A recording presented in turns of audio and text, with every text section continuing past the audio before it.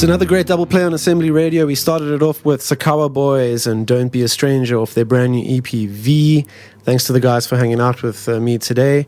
And that song that you heard now is Nuns or Ninjas, with a track called Rewind. Now, after several years of separate bands, music, and ventures, these three guys finally ended up together as a unit. And as I said, they are known as Nuns or Ninjas.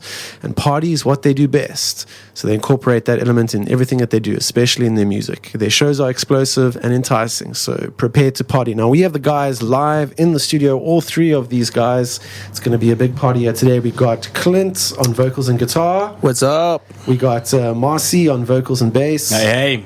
And Michael, also known as Thyson, on vocals and drums. What's up? So it's a nice classic pop punk three-piece, guys. Yeah, pretty much. Back to the 90s, I guess. We try. All right. Without the hairstyle. Yeah. So tell us a little bit about how the band got together and how you guys started out. Well, we started off in separate bands, like we said. We've had Clint and Thyson were in a Fractured Fate, emo screamer kind of band, and I was playing death metal at the time in Revenge by Dawn. What a combo! Yeah. It worked out pretty fine for the speed riffing, and then we just started mucking about at practice and stuff, and so we started getting together, more started writing songs. I came up with a band named Nuns Or Ninjas because I wanted to have a band that sounded like Guns N' Roses.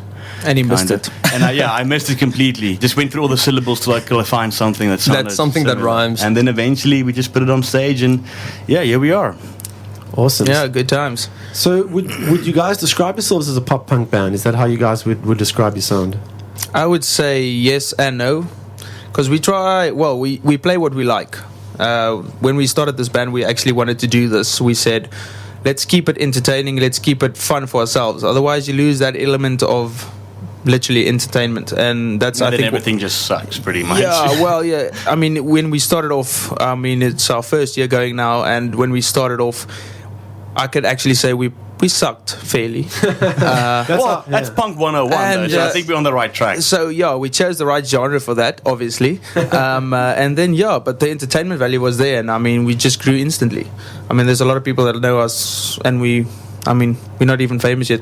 It's gonna happen. Hashtag almost famous. I was like, well, there we go. So it's basically all about the live shows for you guys. Big fun. Yeah, entertainment. Keeping it just jamming out, partying with people afterwards, and just not caring too much about the music. Obviously not slacking in it, but just keeping it entertaining. Okay, so you guys have played a lot of shows in the clubs. Who are some of the other bands that you guys have jammed with? Well, there's been a couple. Some of the bigger people we've jammed with at the moment. A while back, we had a show with Half Price. Crash Car Burn, Rubber Duck actually as well. They were interesting act, very good. Yeah, so just throughout the times, we hit a little bit smaller venues, obviously, which we do most of at the moment, starting getting out there. There was Room of Phonics. I think they were on Assembly Radio as well a while back. Swatting Bats. Bipolar Rats, love them, boys from Wilmington. Yeah, played a lot of shows with those guys. So there's been a couple. And many more, I think, even those we don't even know. New guys. Yeah. Awesome. All right, well, you guys are on radio today because you've got a new single, which we are going to listen to in a couple of minutes. But first, we're going to play a song that was the first song that you guys ever released. Is that right? That's right, yeah. That's correct. And if guys are enjoying your music, they can get hold of you guys on the social media. How can they get hold of you? Well, if you Google Nuns Or Ninjas, we're working really hard on it. I think we've taken over the first page and a half already. Which is a good sign. If you rule the first image page of Google, that's a sign of making it. So that's all you have to do is go onto Google and search for Nuns Or Ninjas. Pretty and much, see all the social media. But if you go onto their SoundCloud page, you'll be able to actually hear all these songs. Yes, specifically SoundCloud, it's on Bandcamp, Reverb Nation, go on Facebook, all the links are there, or check out Twitter, anything. Pretty active as well on YouTube. Yes, and YouTube. All the songs also, as per videos, they're on there. You can find all the other links in the description, so anyway on social media. So Nuns Or Ninjas now with their very first track called Artificial. And when we come back, the boys are still live in the studio.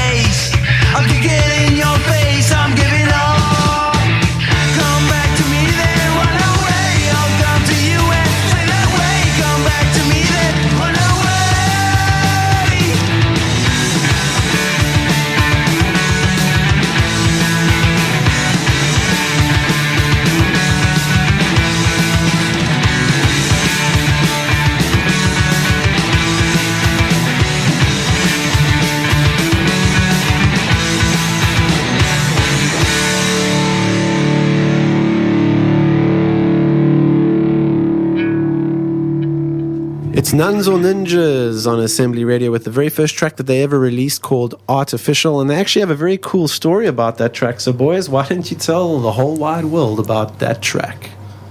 It was epic. Okay. One night It sucked. with beer. So basically, when we started taking the band more seriously, and we were thinking, now we need to start gigging and we need to get out there. Okay, no, that was the story after the story. Let's start. We thought we were really cool because we've done it before. That makes sense. 5-6 years later, you're not that good anymore. No, Yeah. you're kind of rusty, so... And we decided we booked some studio time, and we needed to lay down this track. And this was like 2 weeks before the time. We're thinking we need to now finish the song quick, so we can get out there. So we got together at Marsi's place, stuck ourselves in a room, just started writing down some lyrics. Nothing made sense. Nothing made sense of that evening. Not even the song. Not you guys rocking up with 2 acoustic guitars and going, now we're going to write a song. And we got some beats and some riffs from old songs we made before, and kind of pasted it together, and then we ended up with Artificial. And Only after changing it another 3 times in studio. yeah, and then we got to studio and we had to change it again because yet still not there. But that's basically how that one got together, and I think in the end it worked out pretty good. It was It had a good, like a tune. it had a good feel and people responded well to it. So I think that was the win. I mean, so far I would say that song might have done still the best of all 3. Awesome. Currently, Well, yeah. So, seeing I mean, that we're growing, the others are doing better though. But I mean, it had a huge impact because especially nobody does punk or pop punk anymore. So Okay. but there's a trend at the moment. We're seeing a lot of pop punk bands hitting the scene. I mean, we've got Tweak doing their 10-year reunion now. I think, is it the 10-year reunion? Yes. yeah, since they've played. So they're going to be at the Assembly very soon, with a whole bunch of other bands as well. So that's going to be a great night. That's gonna be epic. Definitely. We're all fans of the era of Tweak, definitely. And we've also got a very big alternative music fan here in the studio. Her name is Fluffy Panda. So, Ooh, what a name! So Fluffy, do you have any questions for our lovely pop punk boys here today? Just a question. How would you compare the punk scene here now to how it was back in the day? I would say it was easier. People actually still listen to punk.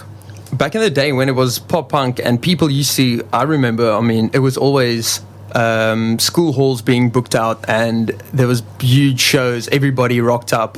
If we were going out the night, we were going to like A punk rock show. Literally. like to in high school somewhere and just going jamming out to 3 or 4 punk bands that was jamming. And nowadays, we got to market, get ourselves out there so much, just try and let people listen to us so they can understand what we're about, so and then make them want to come to the show. So it's I'd say it's a lot more difficult than it was, but it's definitely picking up again. Yeah, I mean, I was chatting to the guys from the Sakawa Boys now, and we were also talking about that era when the bands used to just play in the high schools and the Boogaloo skate parks. And Yes. there were like 6 or 7 bands on the bill. That It was was actually amazing. good for all genres actually back then. Yeah, but They the just genres- did stuff. No, genres Yeah. were also very few back then. I mean, you had metal or you had punk, you know. Like nowadays, you've got like a lot of these like new folk indie band or blues influenced bands like kind of getting the shine. So, or rising up, actually getting better and bigger. Yeah. So obviously, it's kind of like the crowd's being divided. So everyone's really going to like the kind of music that they want to listen to. So whether it's always been punk or you only listen to punk because it was relevant at the time. Yeah. I think nowadays things have become so like kind of music became so outspoken and so popular that a lot of other genres are now getting the recognition that they never had. Yeah, and it's great seeing people working together across different genres, different kind of for sure. bands, different artists, different venues. We're starting to see more and more, positivity in the scene and people just working together and bringing people together, because that's a big thing. That's what it's all about. you Yeah, know? back in you always had this cutthroat kind of attitude, and nowadays, if you've got that kind of attitude at a show, you're not really going to get like the respect from either the club owner or the club goers or what the scene might be like. And I think that's a cruel change nowadays to not have bands just trying to backstab one another, or just helping one another out, or just be more Definitely. tolerable of other genres. It's I think that's We actually had big one. a really good response from a lot of metal influenced bands and because fans. we're covering Black Sabbath. That's That's why. Maybe for that reason. But even different shows, it was good. I mean, everybody's like helping out. Yeah, which definitely. is awesome. There were some guys that just started a new podcast this week called Build Your Scene. The one guy's name is Kyle, and the other guy's name is Nathan. And they interviewed two bands there. I think it was Zombies Ate My Girlfriend and Take Hand. And you can listen to that podcast if you go to buildyourscene.com. But they were talking about that as well, about the positivity working together. Because if you're trying to do your own thing on your own, you can only go so far. You hit a ceiling. But if you work together and everybody starts, building the scene together, everybody can achieve so much more together. Yeah, and I think that's what we're starting to see more and more of these days, which is really exciting. Yeah, awesome. More than specifically just everybody's going focusing on their own specific genre or what they're doing. More focusing on music in general, and everybody wants to play Well, just music. focusing on good music, though. Yeah. I think that one of the best things about this unity is like where all the bands are working together. You kind of separate out the guys who shouldn't, be in bands. To put it quite plain, because. It's a tough scene. It's a lot more tough than it was. It's a lot tougher than it was, and you don't really need Jannie Verjaar bullshit, from anyone. Club owners or bands alike. Yeah, So it really helps having a positive attitude. I remember with my travels to the States and, chatting to guys in bands, I just was overwhelmed by how friendly they were and how positive everyone is. And I think that's because the scene is really big and they can't really afford to have bad attitudes because it's all about having good people skills and, chatting to the fans and working together. about being professional, basically. Yeah, they kind of up the game, and everybody has to kind of rise. So I think with globalization now and internet and fans being able to discover music more and more across borders, across countries, we're starting to see people opening up, more and more to the fact that they need to be positive, that they need to work together. That's right. That they need to have a good vibe. Yeah, you don't have a choice anymore. I'm not going to say anything, don't worry. Well, I'm really excited to take a listen to your guys' new single. It sounds really, really cool. But before we do that, do you guys want to tell us about some of the shows that you have coming up? Sure. Well, next up is Saturday the 18th, I think. That's this it. weekend. We're going to be at Hillcrest Quarry in Durbanville, playing an open birthday with With an entrance fee. Yeah, well, with an entrance fee of I don't know how much. Just come, it's awesome. I think it starts at about 6 or 7. About 4 or 5 bands playing. After that, the weekend, it's to be confirmed, but it's sort of on the board already. We're playing in Hout Bay somewhere. See if that works out. And then the weekend after, we also playing another birthday or invite open birthday in Sound Studio in Milnerton, which is probably also going to start about 7 or 8. Wow. So yeah, we try to keep it going, and it's going to be awesome.